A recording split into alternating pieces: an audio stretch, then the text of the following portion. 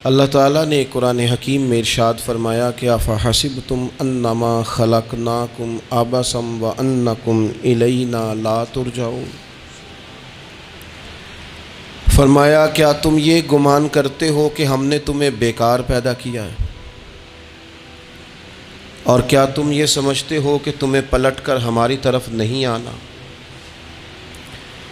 اللہ تبارک و تعالیٰ نے جو چیز بھی پیدا کی، جہاں بھی پیدا کی، بڑی حکمتوں کے تقاضوں کے تحت پیدا کی۔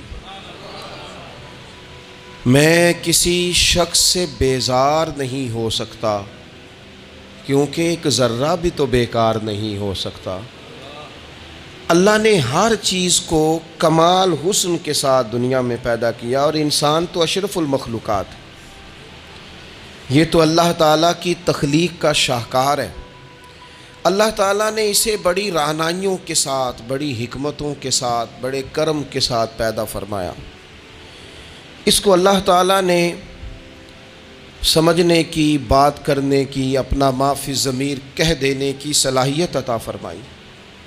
مالک نے اسے عقل، شعور دیا۔ طاقتور مخلوق نظر آتی ہیں، ان کو اللہ تعالیٰ نے انسان کے قبضے میں دے دیا۔ کتنا بڑا ہاتھی ہوتا ہے لیکن ایک چھوٹا سا بچہ اسے لیے پھرتا ہے۔ کتنا بڑا اونٹ ہے، کتنی طاقت رکھتا ہے، لیکن ایک چھوٹا سا بچہ اس کے ناک میں نکیل ڈالتا ہے اور اسے لے کے گھومتا ہے۔ اللہ تبارک و تعالیٰ نے اسے اشرف المخلوقات بنایا ہے۔ اتنے بڑے جہاز ایک انسان کے قبضے میں دے دیے ہیں۔ وہ جب چاہتا ہے جہاز اڑتا ہے، جب چاہتا ہے اسے زمین پہ اتار لیتا ہے۔ اللہ کی دی ہوئی طاقت سے ملکوں کو سر کرنا، بڑی بڑی ٹیکنالوجی کو ایجاد کرنا خدا نے اپنی توفیق سے اسے عطا کیا۔ اور پھر اگر وہ مسلمان ہے،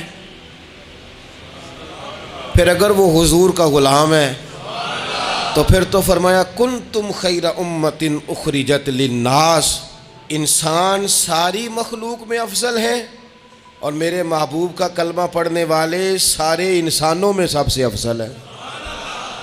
ان کو اللہ نے اور زیادہ فضیلتوں سے، برکتوں سے مالا مال کیا۔ یہ وہ مخلوق ہے، یہ وہ لوگ ہیں، یہ وہ امت ہے کہ جو صرف ارادہ کرتی ہے نیکی کا، کرتی نہیں، ارادہ کرتی ہے تو اللہ نیکی کرنے کا اجر عطا فرما بھی دیتا ہے۔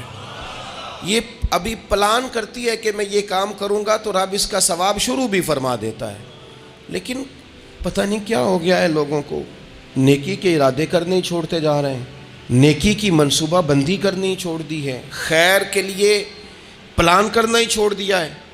بہت سارا وقت بیکار گزرتا ہے، بہت سارا وقت چوراہے پہ گزر گیا، بہت سارا وقت گپوں میں گزر گیا، عمرے دراز مانگ کے لائے تھے 4 دن، 2 آرزو میں کٹ گئے، 2 انتظار میں۔ ایک ڈھیر سارا طبقہ ہے جس سے پوچھتے ہیں کیا کر رہے ہو، وہ کہتے ہیں بس کچھ بھی نہیں، ٹائم پاس کر رہا ہوں۔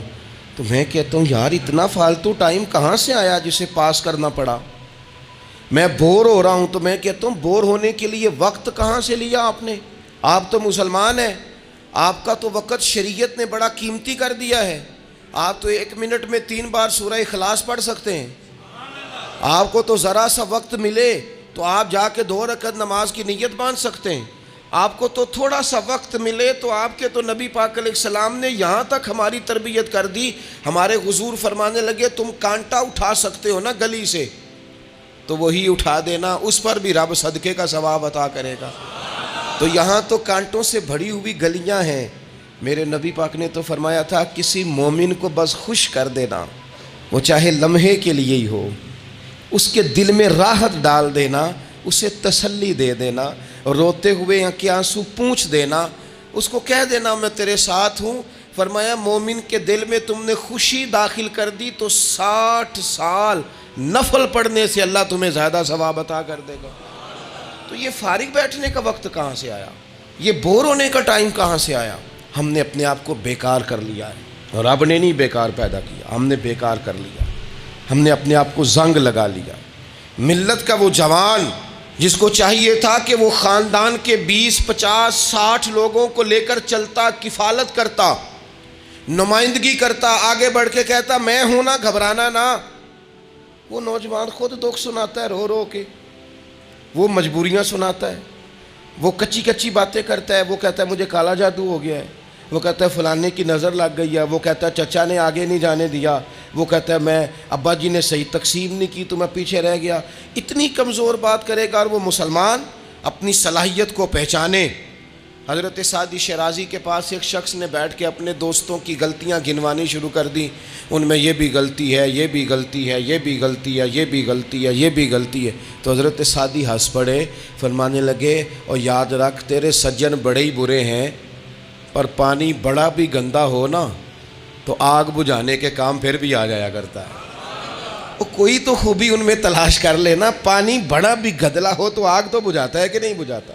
ہمارا یہ مزاج بن گیا ہے کہ ہم اپنی صلاحیتوں سے کام ہی نہیں لیتے، ہمیں پتہ ہی نہیں ہم کیا کر سکتے ہیں۔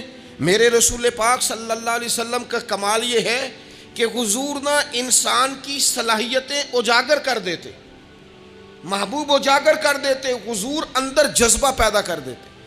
اس طرح کا وہ اقبال کہتے ہیں کہ تمہارا وقت کا امام وہ نہیں ہوتا جو تمہیں کہے حالات بڑے خراب ہیں، اس قوم کا کچھ بھی نہیں ہو سکتا، اس ملک کا کچھ بھی نہیں ہو سکتا، فلانا ادارہ بھی خراب ہو گیا، فلانا بندہ بھی کرپٹ ہو گیا، فلانا بھی دنیا دار ہو گیا، پیر بھی خراب ہو گئے، مولوی بھی خراب ہو گئے، سیاستدان بھی خراب ہو گئے، اور بیوروکریٹس بھی خراب ہو گئے، اور تاجر بھی خراب ہو گئے، اور فلانی برادری یہ ظلم کرتی، فلانا قبیلہ یہ ظلم کرتا ہے، فلانے شہر کے لوگ، اسی چکر میں صرف مایوسیاں پھیلانی ہیں، کبھی خیر کی بات ہی نہیں کرنی۔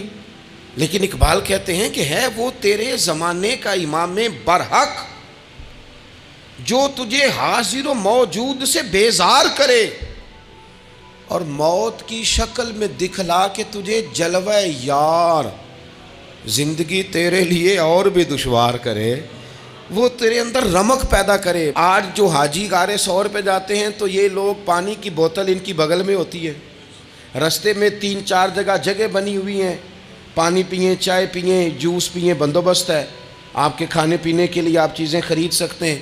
اوپر جائیں تو وہاں بھی سارا کچھ بیٹھنے کا بہترین اہتمام ہے۔ جب حضرت صدیق اکبر گئے تھے تو دن کو نہیں گئے تھے، رات کو گئے تھے، اور جناب اسماء بنت ابی بکر جب رات کو کھانا لے کے جاتی تھی تو وہاں تو دن کو آج بھی 1400 سال کے بعد بھی آبادی کوئی نہیں۔ اس وقت کیا منظر ہوگا، اور اب رستہ بن گیا تھا، اب تو رستہ بھی نہیں تھا۔ تو حضرت اسماء کہتی ہیں میں اکیلی روٹی پکاتی تھی، پھر اسے باندھتی تھی، پھر میں یہ نہیں کہ 2-4 میرے ساتھ ساتھی چلو تو پھر غار سور پہ چلتے ہیں، لوگ تو یوں جاتے ہیں نا۔